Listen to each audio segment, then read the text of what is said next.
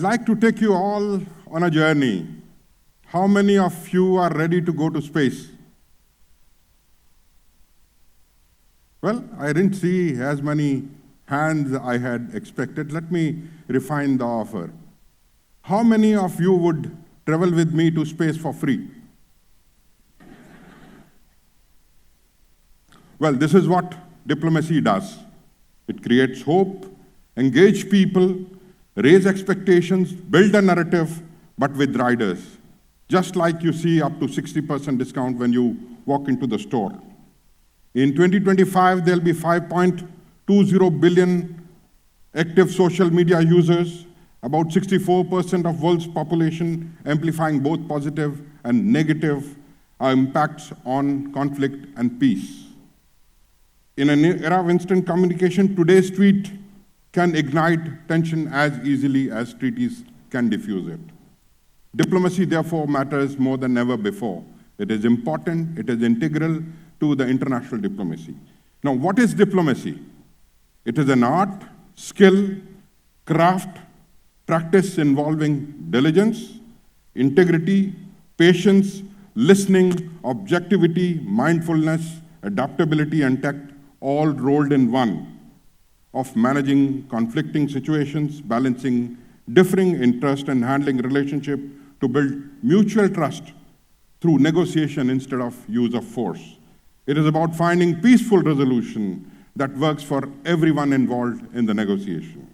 When we think of diplomacy, we think of nicely attired diplomats, leaders in a group photograph with a fine settings, an international summit, conference, but 2,300 years ago, an Indian protagonist, Chanakya, the architect of India's greatest empire, formed the diplomacies in a nuanced manner. World's first written treatise, Arthashastra, was not just about managing the affairs of the state. It was about understanding people, resolving conflict, turning dialogue into power. And in many ways, Chanakya's diplomatic principles provide a strategic toolkit for leaders, CEOs, managers of today to negotiate and manage relationships, both friendly and adversarial, while taking care of their internal affairs. Chanakya's 4 diplomatic strategies, or upayas as we call it, every king, every leader, every minister, every diplomat of today needs to know. These were not just tactics for war. These were tools of influence, negotiation, and survival. And surprisingly, you and I see it playing it out every single day on global stage, even in our media feeds. What sets Chanakya apart is his pragmatic approach to the governance and diplomacy. His teachings are grounded in real politics, emphasizing the pursuit of power and prosperity for the state. His Arthashastra, acknowledging the complexity of governance and internal challenges of maintaining stability. Let me now explain the 4 upayas. Sama, appeasement. Back then it meant soft words, negotiation, and conflict resolution through peaceful means. Peaceful means. Fast forward today, Sama is diplomacy when 2 leaders pick up the phone, talk to each other, exchange messages, or make special gestures to set up an agenda for discussions behind the wheel of public curtain for following their own national and security interests. Sometimes they use subtle and sometimes they use pronounced matter, as we are seeing in the world today. In 1995, South Africa was a fractured nation, and their rugby team Springbok symbolized oppression to many black people. Then came President Nelson Mandela, with 27 years in prison, facing hate, torture. He came out wearing a green Springbok jersey as an act of reconciliation. That single act of reconciliation brought the country together and created hope and unity for a nation that we see today as South Africa. That was the power of single act.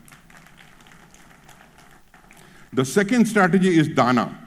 It's gift or concession. In ancient times, rulers sent golds, elephants gave titles to the fertile lands to influence behavior and elicit favorable decisions. Today, Dhana nation use it as a strategy to send vaccines, food aid, transfer technology, practice cultural diplomacy through dharma, or economic diplomacy by offering $1 billion aid for development in a third country. That is, to get the country to be friendly to India. Sometimes, just as we recently saw, we make a special gesture as we've seen the UK-India trade deal. Modern-day Dana was seen during the first ever visit of Prime Minister Modi to Mongolia, where I was ambassador for 5 years. When he arrived there, he announced a $1.2 billion of developmental aid, which is being used for construction of their first ever oil refinery to offer them energy security. That single act connected him with the people of Mongolia and the leaders, and he won appreciation from everybody. In 2005, Prime Minister Manmohan Singh used a similar strategy when he offered President Pervez Musharraf of Pakistan a specially curated painting of the Haveli, where his family lived in Chandni Chowk before they migrated to Pakistan, along with the 3 birth certificate, that of the President Musharraf and his 2 siblings, immediately creating a conducive ground for discussion and established a rapport with the leaders.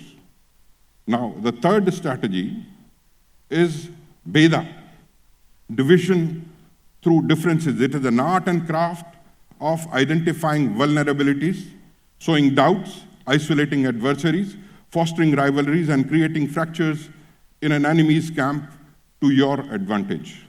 In essence, it manifests information and intelligence is power, and which it is. Fast forward today, Bheda is waged not just in the boardrooms, but in media narratives, social platforms, digital influence campaigns, tech races, through resource diplomacy, through energy security talks, and many more. Hashtags have today replaced spies. But the principle is the same. Control the story, find a narrative, shape the divide. While serving as an advance liaison for President Clinton's visit to India in 2000, I got to know from the lead of American side that the President Clinton liked chicken kebabs, mango chutney, and naans. And we requested the Prime Minister to add them in the evening banquet, and which was really appreciated by the Clinton and his family, drawing a big connection between the 2 leaders. And if you go to Delhi, the hotel where President Clinton stayed has created a Clinton platter, which you all can savor. The 4th strategy is Danda, the punitive force, and stick as a last resort. While Chanakya advocated diplomacy and negotiation, he also recognized the necessity of military might and use of force judiciously for strategic posturing, tactical flexing, and as a tool of deterrence. He, however, reasoned proportionality of response, something that is missing in modern world today. Today, it may not always be the tanks rolling in. Instead, demonstration of strength is through military exercises on the border, or by challenging the settled boundaries, or by enforcing economic sanctions, essentially, or imposing cyber or a trade blockade, and finally, the use of military power as a last resort. Danda, in a sense, lives and thrives. We have seen President Trump use tariff as a weapon without deploying a single soldier for America's to make America great again. In 2020, when I was handling President Obama's visit, there is a sniper who placed himself on the rooftop defying the mutual agreement. We had to forcefully bring him down. That was Danda. Friends, diplomacy has always adapted and evolved in its time. In past, it meant war, territory, colonization, monetary gain. Today, trade has replaced territory. The pursuit of peace and stability has taken precedence over war. Confrontation has given way to cooperation. Often, substance is secondary to the optics. How something looks today can mean much more than substance the talk has.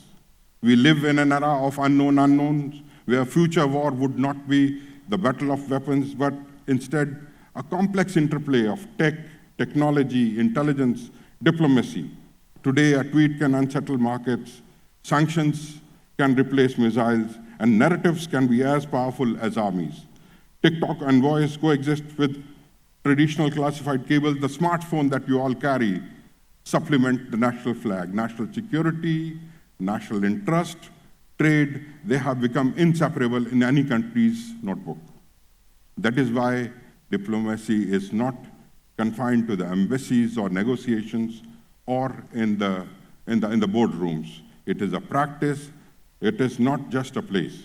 Start at your dinner table, at your office, at your social media network. It belongs to anybody who believes in the power of dialogue and who has the conviction to follow through and who dares to change their part of the world for better.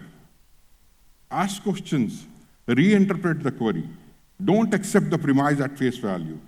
Look ahead, look behind, look around, look beneath, look deeper, look and observe. Listen deeply and intently. Think logically beyond the singular and binary. Remember, the divergent thinking is fundamental to any creative process. Seek common ground wherever possible. Learn to say no like a diplomat, gracefully and subtly. It is an art of telling someone to go to hell in such a way that people start looking forward to the journey. This is the quiet power of diplomacy. Cultivating these skills can make the world gentler and safer for both personally and for the society in which you live in. History shows us that the wars may win territories, but diplomacy wins future. Because in the end, peace is not negotiated once. It is chosen every single day. The question is, will we practice it before it is too late? Think. Good night.